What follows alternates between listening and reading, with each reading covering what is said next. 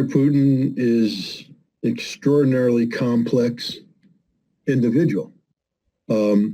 He is somebody that if you told the truth about him, people would find him attractive as a leader. He's very honest. He's incorruptible. He is smarter than anybody else in the room. He is articulate. He's compassionate. He cares about his people. I mean, for the Americans, that's the biggest sin of it all. He cares about the Russian people. You see, we want a leader like Boris Yeltsin, who is weak, easily corrupted, easily pressured into doing things, who engaged in policies that benefited the United States and the West, but were destructive to the Russian people. That's the kind of Russian leader we want. And so we are deeply resentful that Vladimir Putin came to power and has stayed in power despite everything we've tried to do to get rid of him. In fact, the longer he survives, the angrier we get. The more he is president, the more compassion and his vision of humanity, peaceful coexistence, prevalent this message is on the world stage, and the more we must suppress it. And the way you suppress it is by attacking the man, attacking his character, creating an artificial picture. And that was the purpose of this documentary. This documentary wasn't designed to tell the truth about Putin or even educate people about the reality of Putin. This documentary was designed to reinforce a mindset existing in the West that this man that the rest of the world recognizes as a noble leader is not. Don't believe the hype we're saying. He's really an evil KGB agent. And the people watching this documentary was built for the ignorant, for the fearful. This documentary is designed to be watched by people so they become afraid, and it reinforces all the prejudices that are already put in their minds, reinforces the Russophobia that exists so that they yet again believe at face value anything negative said about Vladimir Putin. And nope, don't be distracted by the fact that every time he gives a speech, it's actually a pretty good speech and the words make sense. No, don't be distracted by the fact that the man cries when people suffer. Don't be distracted by the fact that he has a heart, that he has humanity. Don't be distracted by reality. Focus solely on the fiction. And that's what this documentary is, 100% fiction. Yeah, he was a KGB agent. You know, I was a Marine Corps intelligence officer. Did that for 12 years. Did it shape my life? You're damn right it did. I'm proud of every second I spent as a Marine. But just because I was a Marine Corps intelligence officer doesn't mean I'm an evil person. Just because Vladimir Putin was a KGB officer doesn't mean he was an evil person. Being in the KGB does not mean you're evil. It means you're doing a job. It means you were serving your country. Being in the Marine Corps doesn't make me evil. It means I was doing a job. I was serving my country. It's about the man, not the title. And the man, Vladimir Putin, is a very impressive individual who is carrying on his shoulders burdens that no Western leader in modern time had been called upon to carry. In fact, these burdens are so heavy that it would cause any Western leader in power today to collapse almost immediately. Who we have in the way, Joe Biden, literally one of the most narcissistic, mentally inept individuals in the history of the United States. And we've known this about Joe since he was first a senator. He gabs. He's a liar. He's a plagiarist. And he makes no sense. But he's the man who turned Delaware into a tax haven. And as a result, he's untouchable in Delaware, was able to be a senator forever because Delaware played a role in empowering the economic elite in America. He became, put up into prominent positions. He's not smart. Listen to anything he said. He's been wrong every single time he opens his mouth, but the Democrats don't care, and they made him president. He would collapse under the pressures that Putin is under. Emmanuel Macron, come on. I can't think of a weaker leader, except maybe Joe Biden. Olaf Scholz, we can't even call him a leader. He's just the Pillsbury Doughboy. He is literally the softest individual ever to hold power in Europe in a long time.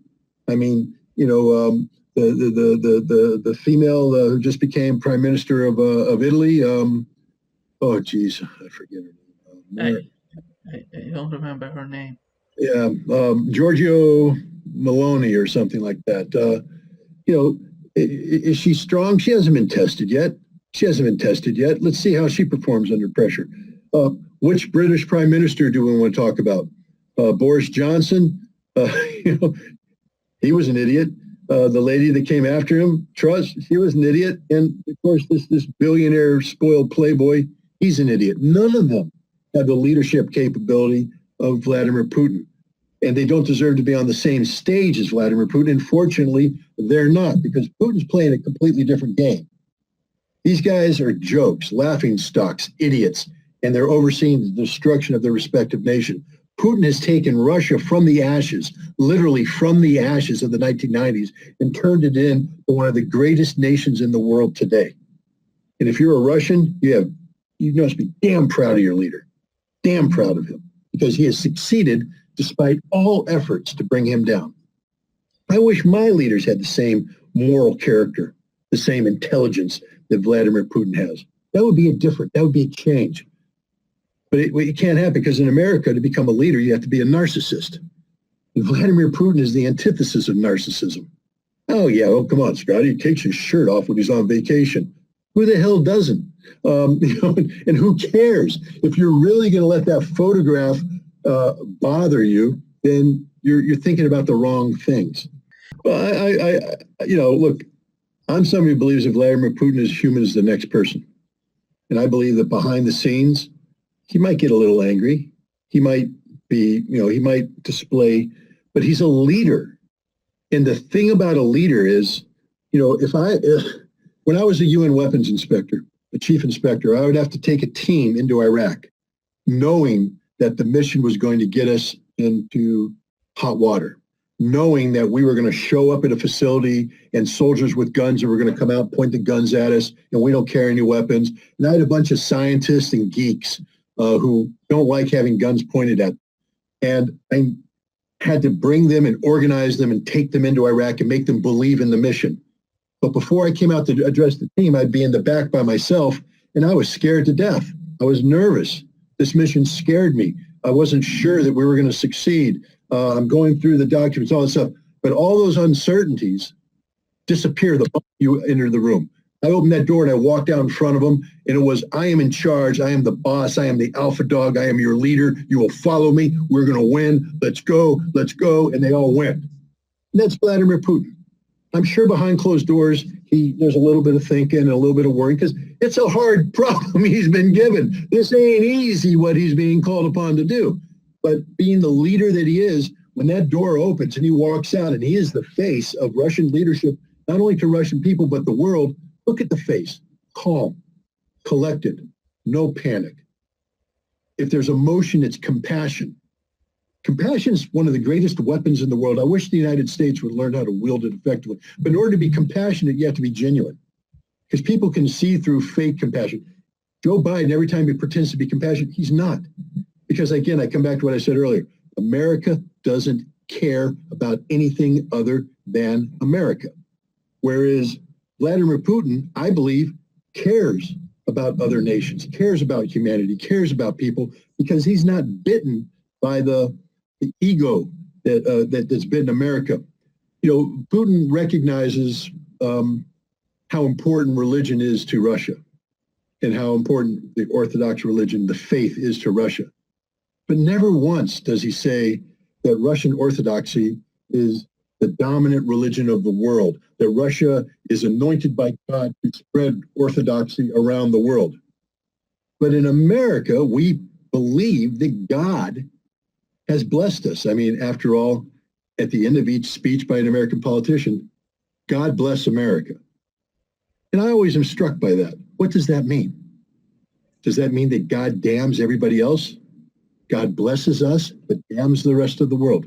That we are the anointed people, everybody else isn't. They are the heathens. That we are the ones that have been, ordered by God, ordained by God to lead the world. The rest of the world is condemned to be followers. That's really what's happening here. I hope people see that. Whereas Vladimir Putin, who openly, speaks about the importance of faith, never once says Russia has been ordained by God to liberate the world. He only speaks of the importance of faith to the Russian people, to the Russian nation. And therefore, that means that he respects other nations. See, we can't respect other nations. We're incapable of respecting other nations because God has only anointed us. God has only blessed us. So how can we respect nations that have not been blessed by God? Whereas Russia believes that they have their faith. But look how he treats Muslim nations. Not as inferiors. He doesn't mock their religion. He treats their religion with respect. He treats every religion with respect. He treats other people with respect. So this is why he's a great man. And one of the reasons, this is the other thing I have to say, he's a great man because the Russians are great people. The Russians are a great people. And more, I hope people come to respect. They're not perfect. Okay, please, anybody watching this, I'm not saying the Russian people are perfect because they're humans. And by definition, we can't be perfect. They are capable of the same foibles, errors, mistakes that all humans make. They're humans. But what makes them different from Americans is their compassion and their humanity. I can guarantee you that if a Russian citizen is walking down the streets of Moscow and they see a homeless person on the street, they are going to do something to help that person, get that person where they need to be to get the assistance. In America, we drive by tent villages and cardboard box villages full of homeless people, and we ignore them. We ignore them. We ignore our own people who need help. What do you think we're going to do to the rest of the world when it needs help? Whereas Russia is genuinely compassionate, and that's because of the Russian people. And if there's one thing I hope to be able to do is to get American people in touch with Russian people so they can have just basic conversations so that we can learn to appreciate them and they can learn about us. Whether they choose to appreciate us, we have to earn that. It can't be given. We can't make anybody appreciate us, but I think we should give them the opportunity to understand us because that's the key. We have to understand one another. Right now in the United States, Russophobia is a disease. Everybody has been infected by it. It's like rabies. We foam at the mouth when we say Russia. They're evil, Putin, evil, documentary, KGB agent, oh, bad. The truth is so much different. The truth is they are compassionate human beings where their basic humanity defines who they are. And once you get to know them and understand them, you could never fear them. It doesn't mean that they can't generate fear. Just ask Germany what happens when you get the Russians mad and they finally, the saying, slow to harness, fast to ride. It takes a while to get the Russians moving.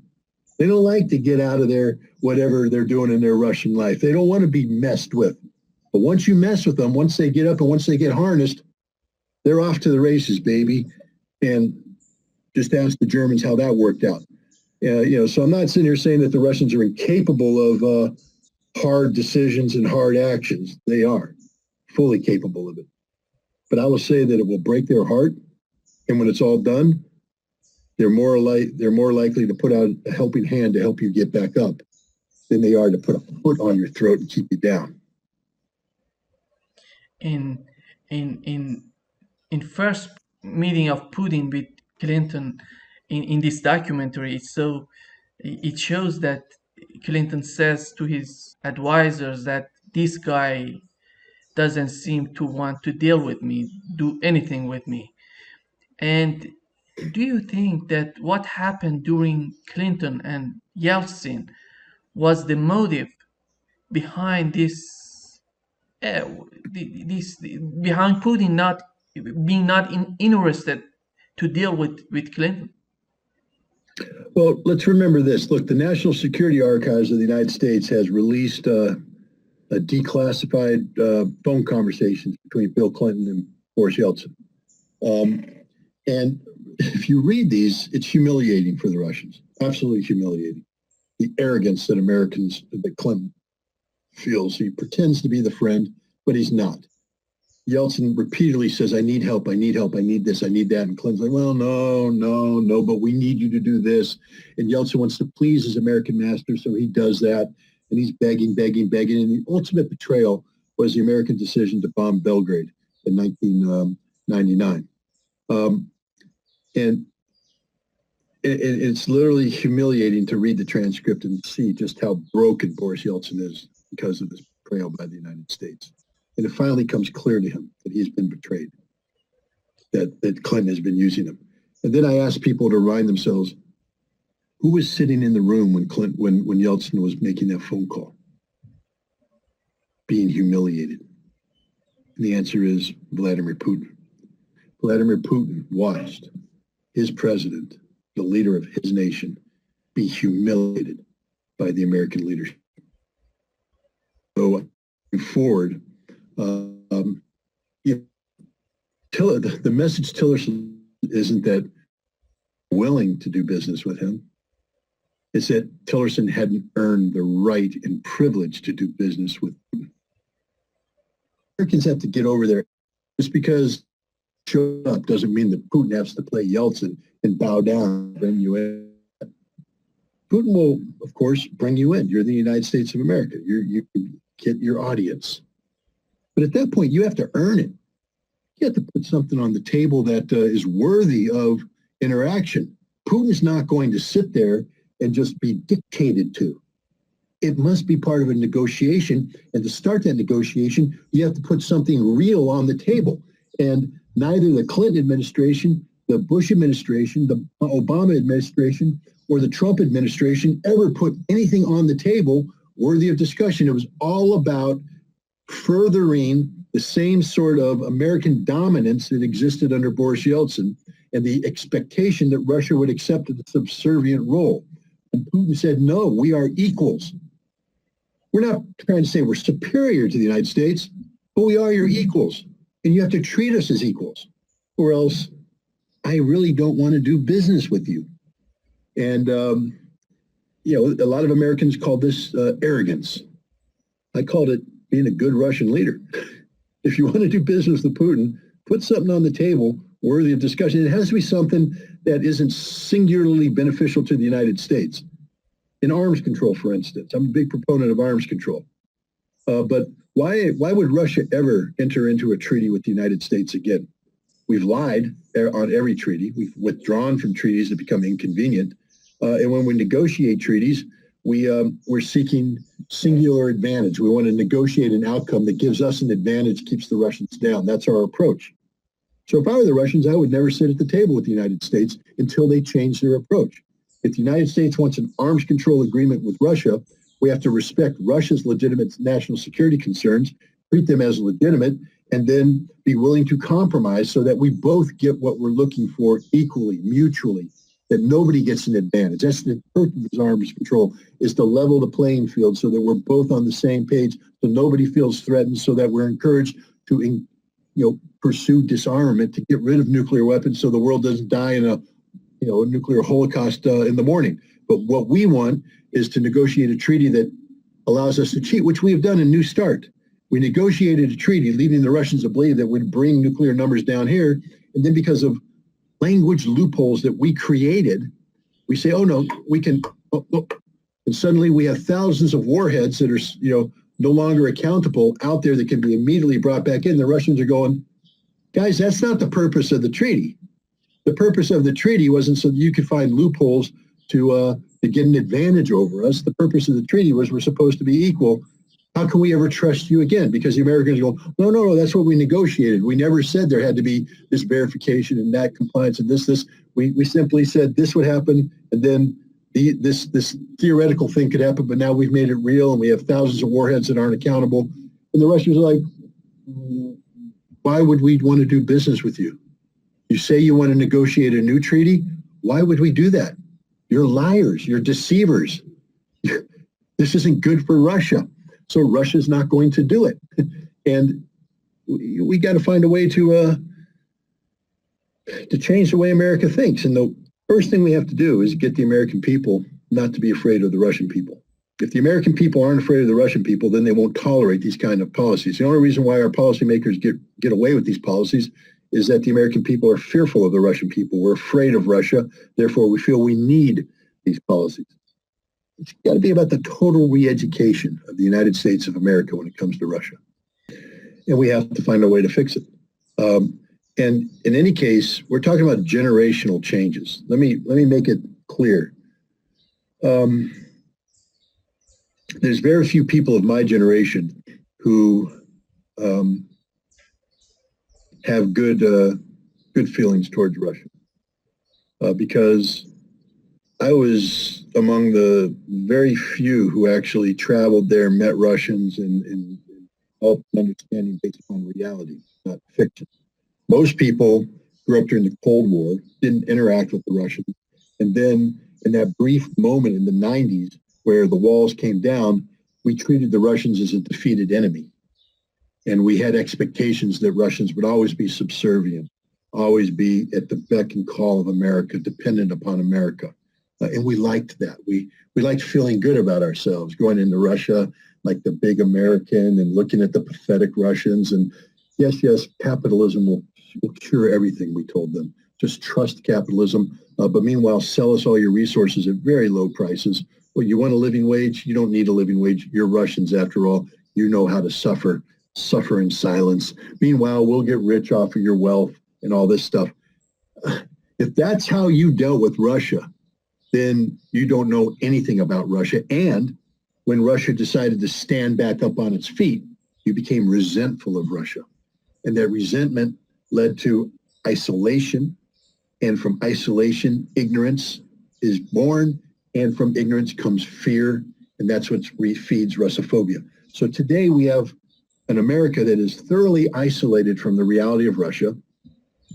We are fearful of Russia because we've been told to be afraid. We're ignorant of everything about Russia, and therefore nothing's going to change, because from our ignorance-based fear, politicians make policies that say, we will protect you from the Russians. So we need more nuclear weapons. We need to build up NATO. We need to do all this. And all the Americans go, yes, please, protect us from the evil Russians, from that Vladimir Putin, that KGB man. I saw the documentary. He's evil. And we got to change this. And one thing I've learned about people my age and even a couple generations, once we get set in our ways, we don't change. We don't change. Most of these people who hate Russia will go to their deathbeds hating Russia because they're just stupid and ignorant and they really don't care. They don't want to learn. That takes too much effort. We got to skip a generation and we got to get down to the children. We got to get the children to start working, because that's the generation that could make a change. They haven't been polluted or corrupted yet by narcissistic politicians. Let them formulate their own things. And so, I'm hopeful of creating a network of dialogue where, my working term is Moms That Matter, MTM. And I want to create a network of moms that matter in Russia and the United States. And the reason why moms matter is that the moms care about their children. They love their children. And so the mom that matters in Russia will pick up the phone to a mom that matters in America, and their children will talk, and their children will become friends. We don't need to do pen pals anymore. We got FaceTime. We got video chat. So these Russians can look at their Americans and they can see, and their children, and children are amazing, and children will learn to love and have compassion and feel, and they'll talk to people. So when someone says they're evil, they say, no, I just talk. They're not evil. They like the same things I like. We'll talk about music. We'll talk about culture. We'll talk about literature. We'll just talk about playing. We'll talk about living. And once you do that, as they grow older, they'll realize that extends into adulthood, and the respect and the compassion and the humanity that's shared there will lead to good policy. Good policy. We can't make good policy overnight. It's going to take some time, but we can focus on in the short term is making sure we don't kill ourselves in the process of the transition. And the way we're going to kill ourselves is nuclear war. So we got to fight for arms control. There's a lot of Russians that take umbrage when you say disarmament, because they say, we don't trust you. We're not going to disarm. Okay, but what if we agree not to build more weapons? What if we agree to have inspectors go in so that we have confidence that neither side's trying to get an advantage? What if we at least stabilize our nuclear forces so that we know what we have.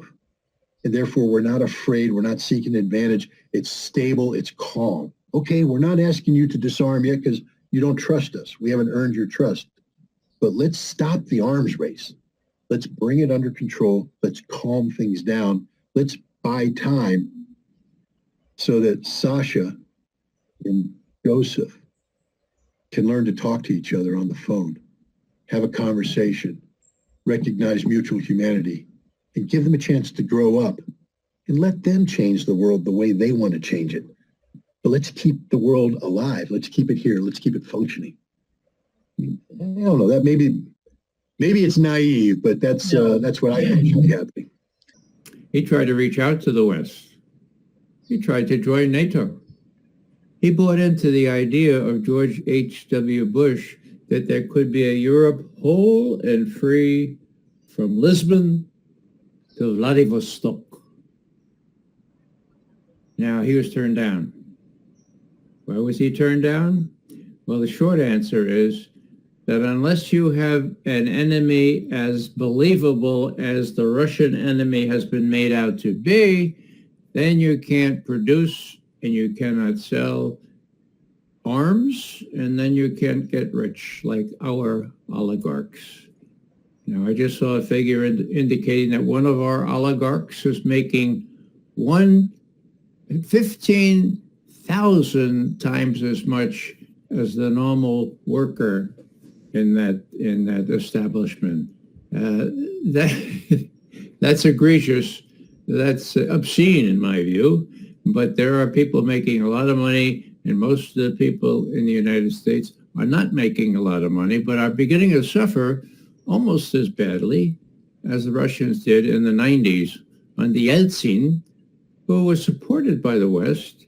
I mean, it was very lucrative business to plunder the old Soviet economy. And when he was in danger of not being reelected in 1996, guess what we did? We, the United States, not me. The IMF, the World Bank, they all jumped in and gave his campaign all kinds of money, and we gave him all kinds of advisors. He was reelected after really falling really short at the polls, and the cover of Time magazine shows Yeltsin with an American flag saying, "Well, we did it. We won again." What I'd like to make clear is that Vladimir Putin was there, okay? He watched all this. It is nothing short of a miracle that Yeltsin himself appointed Putin to take his place. Now, this is guesswork in terms of human nature, but I kind of think that Yeltsin felt very, very guilty of what he had done to his fatherland or his motherland, and decided, well, this is a bright guy. If anybody has any hope of undoing the damage that Yeltsin did, it's Putin, so let him be president. That's the way I guess it worked out. I don't know any other reason why Yeltsin, the totally corrupt person, the drunk that he was, would make the right decision in this one instance, and I do consider it a right decision.